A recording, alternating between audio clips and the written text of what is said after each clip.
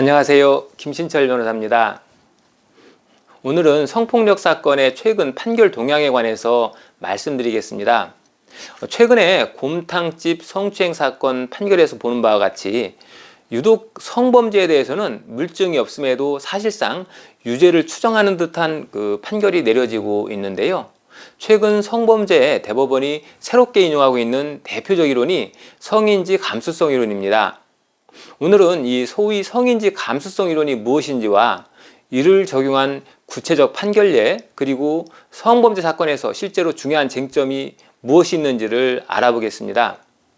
성인지 감수성은 어떤 사건을 심리할 때 여성이 사회적 약자로서 가지는 불합리함을 보완해야 한다 하는 그런 취지에서 성폭행 관련 사건에서 여성 측 진술의 증명력을 강화시키는 그런 이론입니다. 2010년대 이후에 우리나라 법원에서 형사소송법 대원칙을 훼손한다는 그런 비판에도 불구하고 판결에서 인용하기 시작한 이후에 최근에 자주 인용되고 있습니다. 최근 성인지 감수성을 적용해서 무죄 판결을 뒤집은 대법원 판결 하나를 살펴보겠습니다.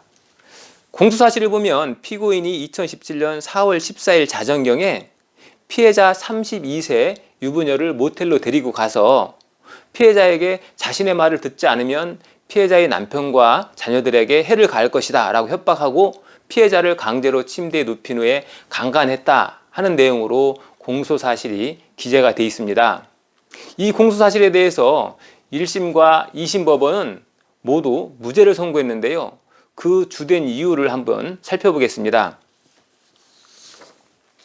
그 이유를 보면 첫째는 피해자가 피고인으로부터 폭행을 당한 다음 날 피고인과 함께 식사를 하고 그 무렵부터 4번 정도를 더 피고인과 만나서 자신의 일상에 관한 이야기를 했다고 합니다. 그리고 또 모텔 CCTV 영상을 보니까 피해자가 모텔에 들어가는 과정에서 겁을 먹었다는 사정이 보이지 않고요. 오히려 모텔에 가기 전에 남편에게 졸려서 먼저 자겠다라는 내용의 카카오톡 메시지를 보낸 것이 있답니다.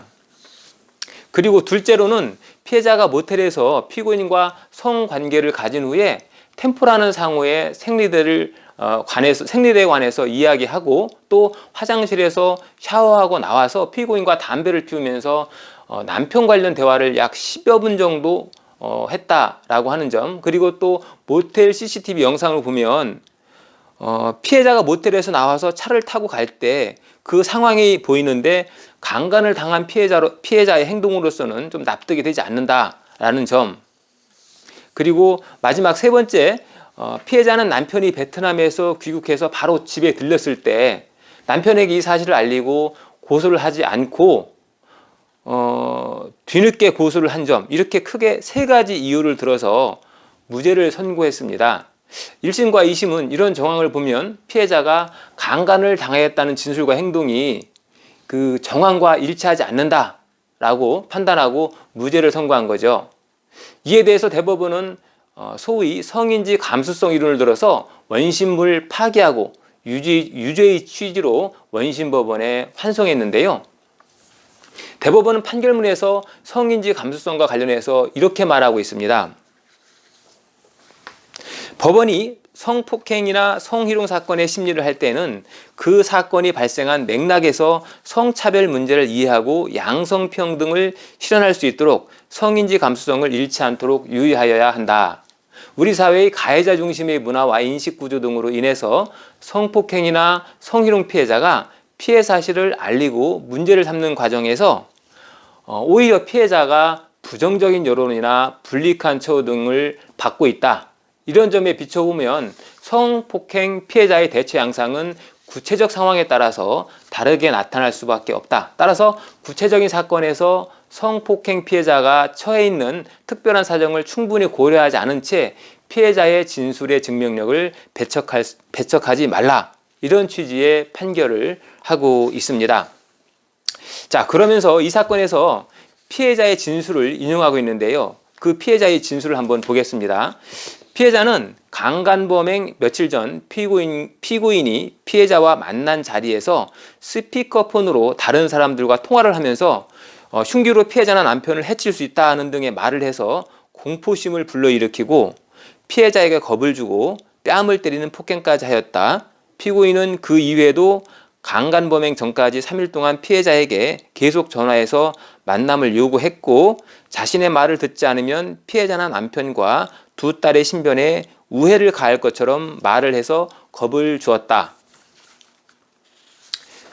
이 사건 강간범행 당일에는 피고인이 집 앞으로 찾아와서 모텔에 가서 잠깐 쉬자는 말을 해서 피해자가 거절했는데, 피고인이 다시 위협적인 말을 하면서 다른 짓은 하지 않고 맥주만 마시고 나오겠다고 해서 그 말을 믿고 모텔에 가게 되었다. 그런데 피해자는 모텔의 객실의 테이블에 앉아 맥주를 마시고 있다가 마시고 있었는데, 피고인이 갑자기 더 이상 못 참겠다라고 말을 하면서 피해자에게 다가오기에 피해자가 생리 중이라며 거부하자 피고인은 피해자의 뺨과 머리를 때리고 팔을 잡고 강제로 침대에 눕힌 후 피해자 위에 올라타 강간하였다라고 피해자는 일관적으로 진술하고 있다라고 하는 겁니다.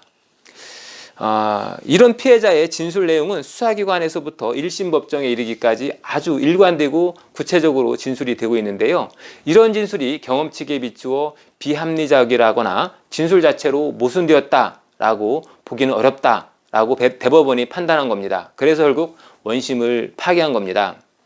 결국 이 판결을 보면 피고인에게 유리한 정황 증거, 즉 강간이 아니고 합의에 의한 성관계로 볼 수 있는 정황 증거가 여러 개 있었음에도 불구하고 피해자의 진술이 일관되고 모순된 점을 찾기 어렵다면 성인지 감수성을 고려해서 피해자 진술의 증명력을 배척해서는 안 된다라고 판단한 겁니다. 아무튼 이 성인지 감수성 이론이 대법원에서 채용된 이유로 결국 성폭력에서는 헌법상의 원칙인 무죄 추정의 원칙이 깨지는 것이 아니냐 하는 비판이 있지만, 무죄 추정이 깨진다든지 검사가 유죄 입증 책임을 진다는 검사 거증 책임의 원칙이 깨진다고까지는 볼 수 없고요. 개별적 구체적인 사건에서 성폭행 피해자가 처하고 있는 특별한 사정을 충분히 고려해서 피해자의 진술을 가볍게 취급하지 말라 하는 정도의 이론이라고 이해하시면 되겠습니다. 실무상 다른 범죄와 달리 이 성폭행 범죄의 경우에는 은밀한 공간에서 단 둘 사이에 일어나는 일이기 때문에 대부분 직접 증거가 없습니다.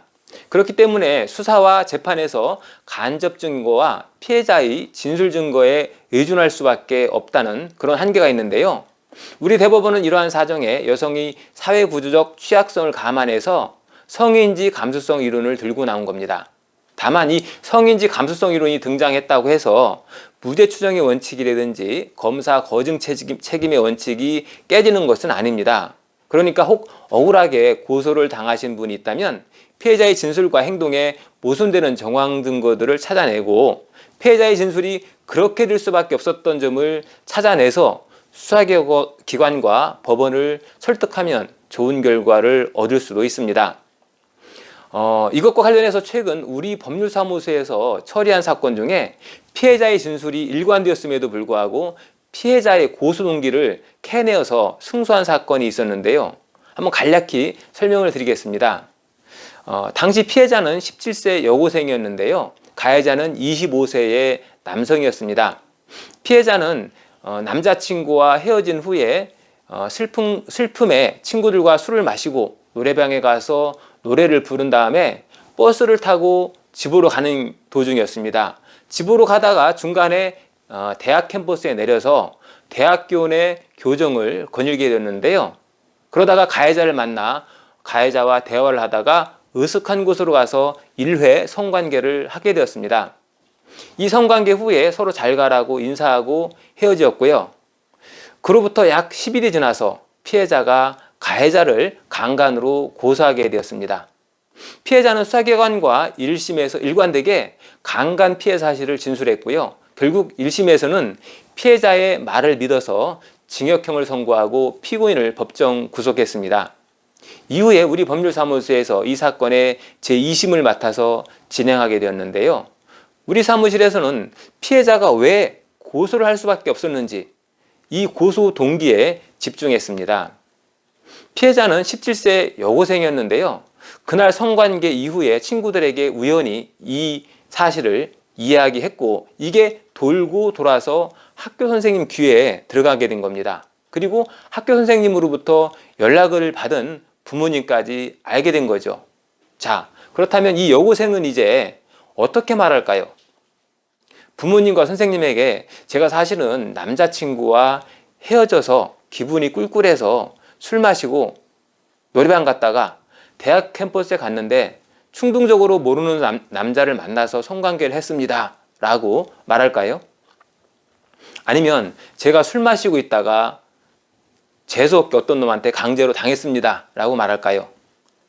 당연히 사실대로 이야기를 해야 하겠지만 현실은 그렇지 않죠.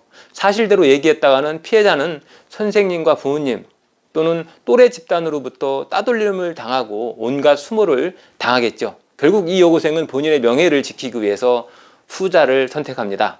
제가 술 마시고 있다가 어떤 놈에게 당했습니다 라고 진술을 합니다. 우리 사무실은 이런 고소의 동기에 집중했습니다. 그래서 당시 상담 선생님을 증인으로 신문해서 의미 있는 진술을 얻어냈고요. 결국 법원을 설득해서 무죄 판결을 선고받았습니다. 이 사례에서 보듯이 성인지 감수성 이론 때문에 유죄 추정의 원칙이 적용된다든지 하는 것은 너무 많이 나간 주장이고요. 법원에서 성인지 감수성 이론에 따라 피해자의 진술에 신빙성에 무게를 좀 더 두더라도 포기하지 않고 끈질기게 사건을 규명해 나간다면 반드시 억울함을 벗을 수 있습니다. 성범죄는 갈수록 증가하고 처벌 수위도 높아지고 있습니다. 실제로 성범죄가 늘어났다고 보기보다는 예전에는 고소가 되지 않아서 성범죄로 잡히지 않던 암수범죄가 고소의 증가로 통계 잡히면서 늘어나고 있는 것으로 보입니다. 성범죄에 대해서는 약자인 피해자 입장을 충분히 고려해서 심리와 재판을 해야 되겠지만 또 반대로 피의자의 형사상 방어권 또한 충분히 보장되어서 억울한 일이 없어야겠습니다.